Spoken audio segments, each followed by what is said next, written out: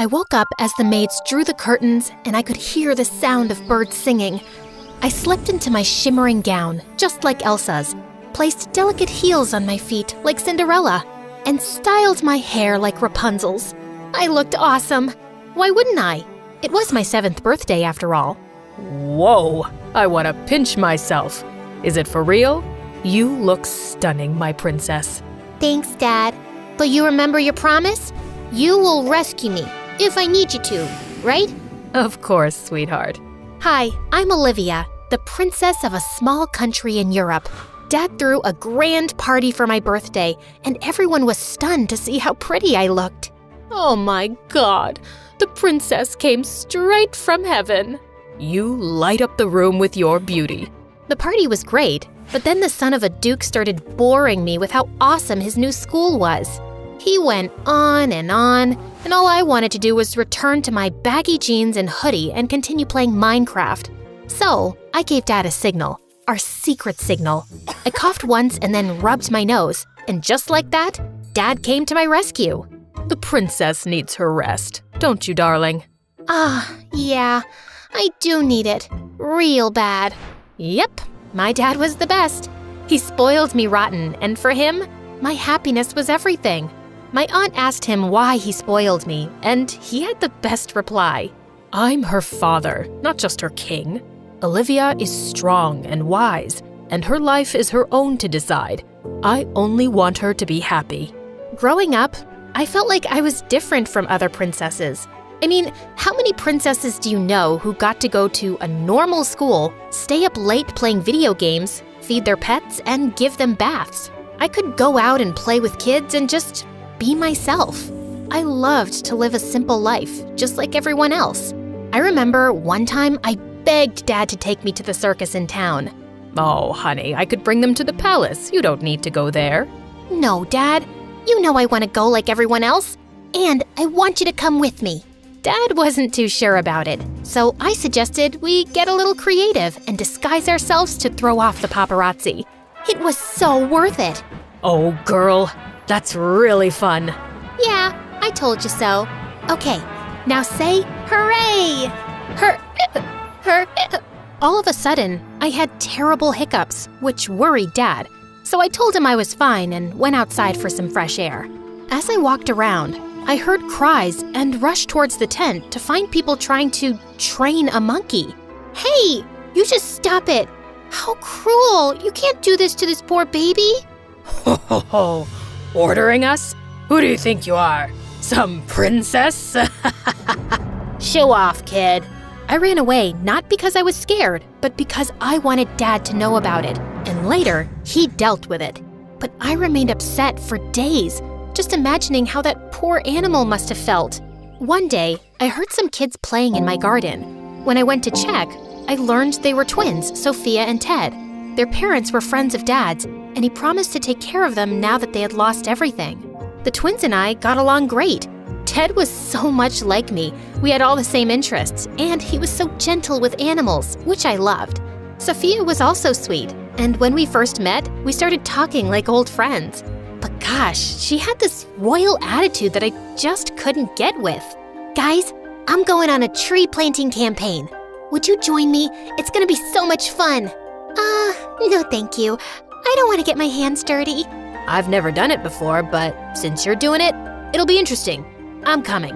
Ted was the sweetest. My life was perfect, but when I turned 8, my hiccups became awful.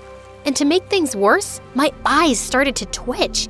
Dad was worried and took me to a doctor, and it turned out that I had Tourette's syndrome. Even though I tried my best to control the tics, sometimes I just couldn't. One time in class, I was reading a poem that felt like I was on a bumpy road. This poem, seeing how all the kids just stared at me and then some giggled, my ears turned red. It was so awkward, and I ran from the class and just wanted to hide my face. But Ted followed me. Olivia, don't sweat it. Don't let this little thing put you down. Show the world you're not scared to take on whatever comes your way. Nobody's perfect, and that's okay. He was right, and because of him, I never felt bad about myself ever again, even though the paparazzi once made a meme video of me. It did hurt me sometimes, but it's part of life. being a princess would never be that easy. On the other hand, Ted always tried to make me happy. He gave me cards every day. That's the weirdest thing he always did. That's so cute, Ted. But nowadays, no one makes cards. But I always have time for you. You know I care about you the most. Oh, come on. That's a little overdramatic. Just because I don't make Olivia one card every day means I care less about her? And then the twins started to fight, like always. I immediately came between them and stopped them from bickering because it could easily turn into a war. When we graduated from high school, he asked what I wanted to do. I told him I wanted to go camping and explore the wild. And to my surprise, he agreed. A couple of days later, I set off on a cruise to reach a forest camping site. I went to my room to freshen up, but when I came out after taking a bath, I screamed in horror when I saw a guy lying on my bed. Who are you, and what are you doing in my room? I'm gonna call security right now. Actually, that's my line. This is my room, 206. Why don't you check it again? I marched to the door and cringed when I saw that the jerk was actually right. I'm sorry for that. No problem. Do you need help with that? Yes, thanks a lot, jerk. I grabbed my stuff and walked to my room as everyone stared at me. I went out to the ship's deck to take a couple of pics for Instagram, but I slipped and was about to fall. Thank God someone grabbed me. It was Mark. Oh, you okay? Oh God, you're hurt. It's just a scratch. It's okay. He looked so worried and instantly pulled out his handkerchief to tie it around my arm. That was kinda cute of him. The next day we reached the campsite, and I was totally mesmerized by it. I loved the greenery and the peaceful atmosphere. Everyone had split up into pairs, and guess what? Mark ended up with me. I saw a pond and decided to refill my bottle, but then all of a sudden, Mark snatched the bottle from me. Are you crazy? No, but I'm not sure about you. Didn't you see that water snake? I was stunned. He saved me for a second time, but he kept bossing me around like he was some kind of camping and forest expert or something. It was really annoying. You packed this many clothes for a camping trip? Are you serious? Perfect.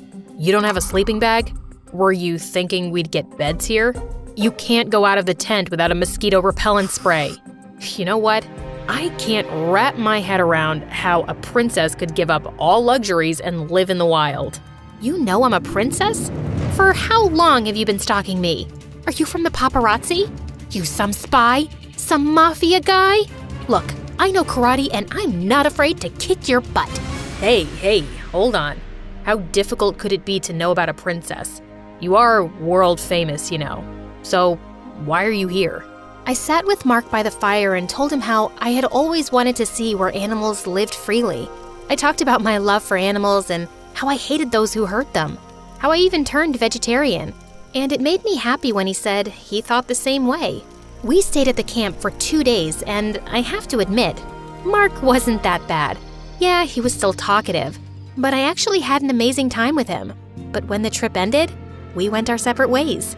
After some time, I went to college, and right on the first day, I saw a familiar face. You really are a stalker.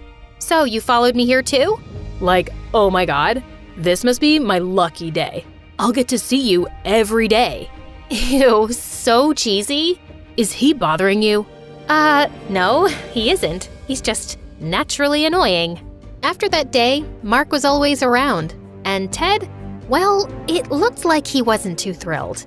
Hey, Olivia, just be careful around him, yeah? Just don't be too trusting of anyone, all right? Oh, come on, Ted. Don't worry. He's a nice guy and a good friend of mine. Oh, so he's your friend now too, huh? I didn't know that. Guess you've been spending a lot of time with him, huh? Whoa, someone was jealous. But it's not like I could help it because I really started falling for Mark. I couldn't figure out why I kept smiling when he was around. When we were in the second semester, we had the assignment to make an awareness campaign, and I chose Mother Earth. Mark and I worked together on it, and soon we even created a YouTube channel educating people about animal rights and plantations. It made me so happy to teach people about it. Just a couple of days later, Ted asked me to go with him to a big business award ceremony. I didn't want to go, but he begged, and since I didn't want to break his heart, I agreed. It was boring until I spotted Mark and went to go talk to him.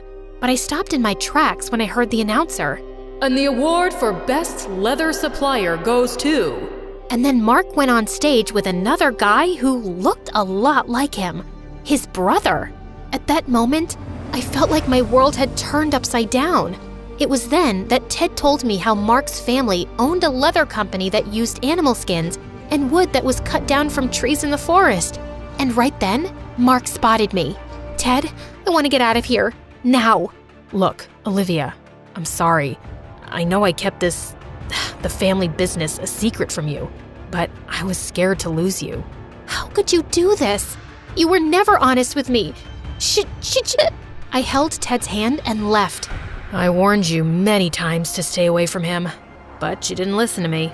But don't worry, I'm always here for you. I'll never hurt you. He was right. It was me who acted stupidly and trusted Mark. Mark tried every possible way to contact me, but I shut him out. At college, he tried to talk to me, but every time he came, Ted was standing right next to me. I so wanted to hate Mark, but my heart wouldn't let me. Ted, on the other hand, tried everything to make me happy, but nothing worked out. Sometime later, Sophia and Ted made a plan for a family holiday in France, and right outside the Eiffel Tower, Ted suddenly got down on his knees and proposed to me with a ring. Holy moly, what is this? But my words were stuck in my throat. Right then, tons and tons of paparazzi came flooding in and flashed their cameras at us. Dad and Sophia looked at us with a smile. Ugh, it was like I had no choice but to take the ring. After that, it was like the whole country was talking about Ted and my wedding. The news spread like wildfire, and people even came out with merchandise with Ted and my faces on it. I was stuck. Seeing me look so worried all the time, Sophia asked me what the matter was. I lied and said everything was fine. You were never a good liar. Olivia, it's not Mark, is it? What? No. Maybe. Actually, yes. I can't get him out of my mind. Does it mean that you don't love Ted? Then why did you take the ring? But before I could answer, Ted entered. A couple of days later, we had a Christmas celebration at our palace, and when I went downstairs, I was shocked to see a familiar face. Mark. Apparently, he was Sophia's guest. With Mark and Ted both there, it was getting tense. So I ran to the garden to get some fresh air. And that's when I heard Mark. Olivia, can we talk? Look, I am so sorry. I should have told you everything earlier. But believe me, I left my brother's company a long time ago, when I first met you. You did? Then why were you there? It's 'cause I was invited to that award function by Ted. And when my brother won the award, he asked me to go up with him, then everything turned into a mess. I think Before he could finish, someone grabbed Mark. It was Ted. What's going on? What's going on? I'll tell you, sweet princess. You're out here talking to this jerk while being engaged to me. Oh, shut up, Ted. You are the real jerk. All this time, I thought Olivia liked you. But now I know she doesn't. I can't just stay quiet. Olivia, Ted wants to marry you just so he can be the next king. He took you to that award party on purpose. He manipulated both of you. I know I should have told everyone earlier, but I couldn't. He's my brother. But now, seeing how miserable you are, I just couldn't stay quiet. I'm sorry, Olivia. How could you? I did nothing wrong. You are a royal. You should marry a royal. You could at least be a little thankful after how much I did for you. Everything you wanted, I did, even if I hated it. I even touched those ugly pets of yours. Yuck. That did it. Nobody calls my pets ugly. I gave Ted a much-deserved slap. And the next thing I knew, the guards took him away. Apparently, Dad had seen everything. As everyone went back inside the palace, Mark and I stayed outside. Now that I knew everything, I had so much to say to him. I had to apologize. But before I could even say a word, he came up to me. So, princess, we are standing under a mistletoe. You know what that means? Yeah. He kissed me, and I knew in my heart that I would get my happily ever after with Mark.